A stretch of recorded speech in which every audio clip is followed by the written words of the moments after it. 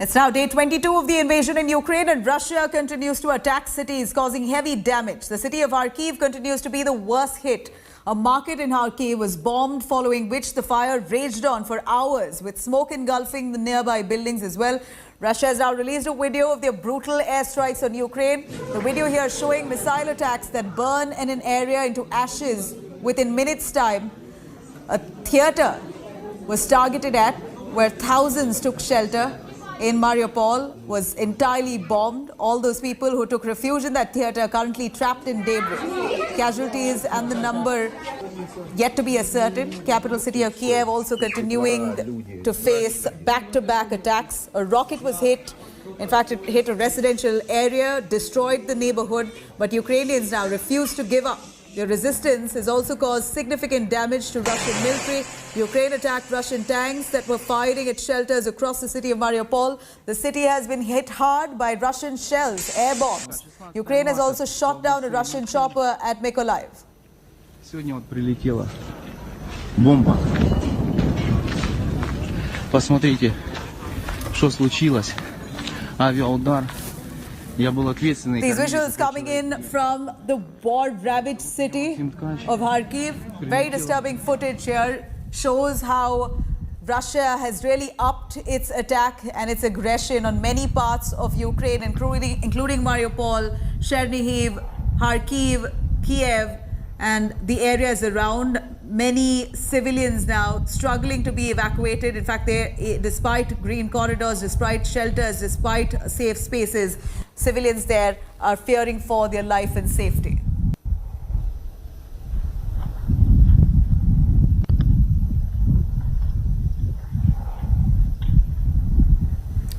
Here are these compelling images and visuals that India Today brings to you on day 22 of the war. Remember, even as bilateral talks are currently taking place, we're still looking at attacks that continue unabated. Now, let me quickly cut across to Hannah Shelest, editor-in-chief of Ukraine Analytica from Kiev, to give us an insight here. Thank you very much, Hannah, for taking time out. We know that this is a tense situation for your people. It's really sad for us to see the kind of humanitarian crisis that unfolds in your country. And even while talks are underway between the two nations, Russia so far has not shown any signs of de-escalation. In fact, they have upped their attacks and now targeting several civilian establishments, including the theatre that housed thousands of civilians in Mariupol that's now been attacked. Give us a sense of what's been the spirit of Ukrainians even on day 22 today. The spirit is still high, and you see that more and more people are joining territorial defense in different cities, plus more and more people are joining volunteers who are assisting with the humanitarian aid. Because now more and more cities need this humanitarian aid and the efforts to help those people who are internally displaced people or who are trying to refuge to other countries. However, even if now we have approximately 3 million people already being refugees abroad, but approximately the same amount moved just inside of the country from the eastern regions to the western region. Definitely the most difficult situation currently is on the north and on the east. Right. You named the city of Kharkiv and Mariupol, but unfortunately attacks, airstrikes started in other parts of the country, so people are on the high alert there.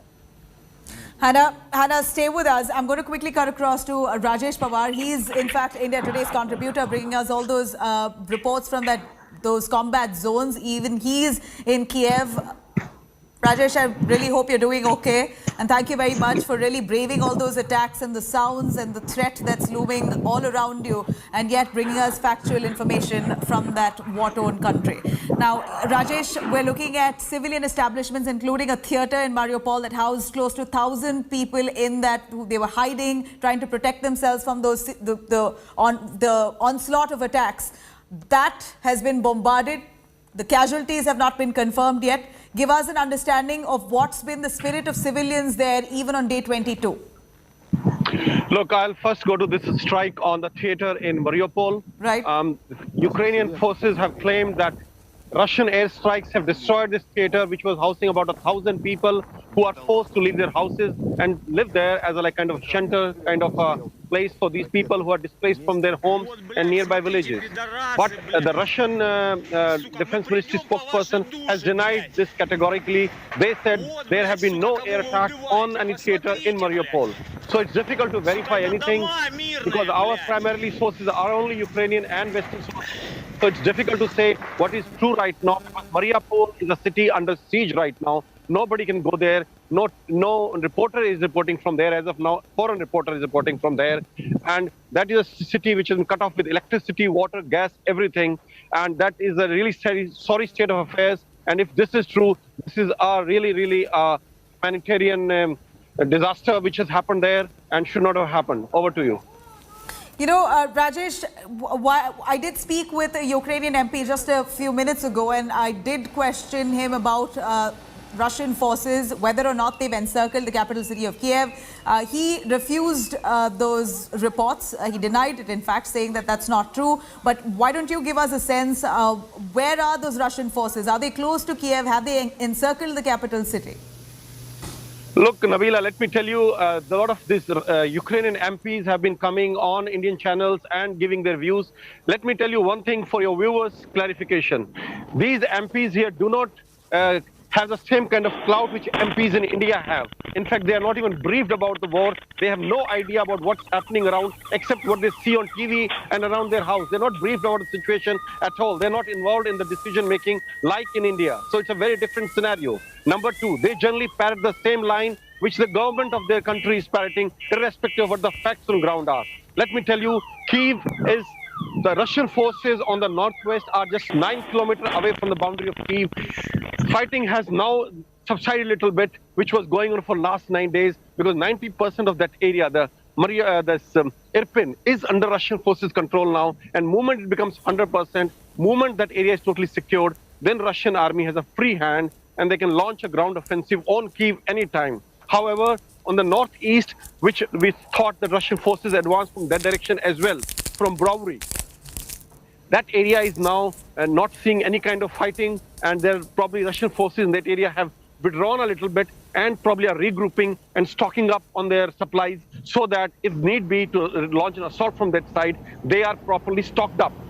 As far as south and other west of Kyiv is concerned, there are no Russian forces that side as of now, and there were no airstrike in Kyiv city last night. Over to you, Nabila. All right. You know, Rajesh, I'd really request you, if it is safe, for you to show us what's behind you and give us a sense of the environment in the capital city of Kiev. And while you're at it, also explain to us, where have the talks reached between the two countries? There seems to be a couple of scenarios that are unfolding, with a lot of reports suggesting that Ukraine finally could come to a compromise, may not insist on a NATO membership, and might just abide by Russia's demand for it to be to consider a neutral status. Is that true? Okay, Nabila, if I'm showing you around, if you can see this. We can see I'm trying to show. These are heritage buildings. This is the center of Kyiv city. These are the buildings which were made in 1927. So this is the center, the showpiece of Ukraine, of Kyiv. The heritage buildings, the Independence Square, the center of the city. As far as talks between the two countries are concerned, see, it has been going on. There have been 4 rounds of talks. And after that, they decided that they will probably be meeting every day now through virtual meetings. So representatives of Russia and Ukraine have been meeting on a daily basis virtually. And when will the next round of physical talking, physical face-to-face talking, is difficult to say. But they have drawn up some 15 points on which they are willing to talk and to discuss these issues. There has been a softening of stand with regards to NATO membership, Zelensky, but it is because West America and Western Europe has very categorically said that they cannot include Ukraine in NATO at the moment. So Ukraine had no choice but to say that they cannot join NATO anymore, but they are seeking guarantees from countries, Russia, America, China, and from Western Europe, that their sovereignty, their security will never be compromised in future. As far as the other contentious point is, Crimea and Donbass, there has been still no softening of stand from Ukraine, and that is very critical for Russia. And that is the reason this war started. So till the time Ukraine do not make some kind of concessions on Crimea and on the status of Donbass, I think these talks will remain stalled. Over to you, Nabila. You know, while that's said, and while there is sense that Ukraine may just be coming down on their, or stepping down on their demands and their push, why we're looking at simultaneous appeals coming in from President Zelensky to the Western countries, including the United States, asking for more ammunition, more support, and to step in to help them fight and stay strong during this dark hour. So we're a little confused as to where does Ukraine stand? Are they looking at support from the West while they are planning to compromise on their demands? Look, Ukrainian president has been trying his best. He was addressing the American Congress 2 days back. He addressed the British Parliament. He is making appeals to all head of states of these Western countries, Western European and America. But what he wants, he's not getting that. He wanted airplanes, fighter aircrafts, and there was some indication from Poland that they might give MiG-29 aircraft to Ukraine, which was later, the proposal was shot down by Americans. They said, no, it is not possible, it's not feasible to give this MiG-29 to Ukraine. And second question is, even if they get these aircraft, from where will they operate? Almost all airfields in Ukraine today have been either put out of operation or are under occupation of Russian forces. So from where will these aircrafts will operate? Second thing is about Ukraine has been continuously demanding from everywhere. In fact, there are billboards in the city saying, we are not asking, we are begging you. Please close the space over Ukraine. They want a no-fly zone to be enforced over Ukrainian skies, and they have been begging this from everywhere, from Americans to Western European countries. And we know that NATO has said that this raises fears that this could escalate, hostilities between the Western countries and Russia, which is a nuclear-armed country. Very true. Absolutely. It is. They do not want to get involved directly in this fight because enforcing a no-fly zone can also bring the Russian aircraft and the NATO aircraft face to face. They might even shoot at some Russian missiles or aircraft, which will mean a direct military confrontation with Russia, which West does not want at all. Right. But what they could do is, and which Ukraine probably wants, is they could put some very strong anti-aircraft defenses inside Ukraine, the way they have done it in Poland. Last week, America has put 2 new batteries of Patriot missiles in Poland to defend it against any kind of future attack on Poland by Russian forces. They could do the same to Ukraine, but they did not do it. And that is what Ukrainians understand now, that they are alone in this fight. They might keep going, requesting all these things. But what is critical for the defense, the West is not doing that, and they understand this now. Over to you. We understand. Rajesh, thank you very much. And I request you to please stay safe. Rajesh joining us, giving us a perspective and an insight into what's running on the minds of Ukrainians right now. And of course, the kind of the aggressive offensive coming in from the Russian side. We also have joining us Hannah, who's the editor-in-chief, Ukraine Analytica. Hannah, several contradictory media reports now claiming that Russia has managed to capture some of those key cities, the top 10 cities. Among them, a few cities like Mariupol, the port city, has been captured. They've managed to invade into several other cities. It's only until they fully capture. Is that a fact? What's the real story on ground? Has Russia really managed to fully capture any area?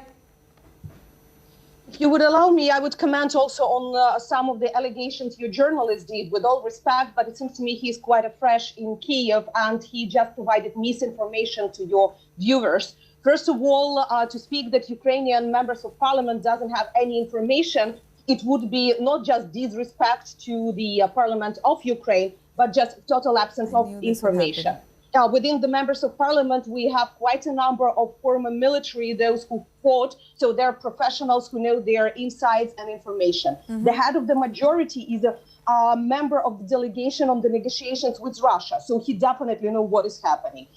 Including others, they are also part of the territorial defense. They are all the time at the front line. So to say that MPs doesn't have information, it's just complete disrespect and misinformation.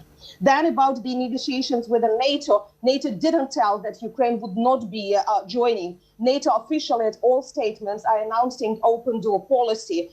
So there was no rejection of Ukrainian future membership. However, yes, this question is now under the negotiation.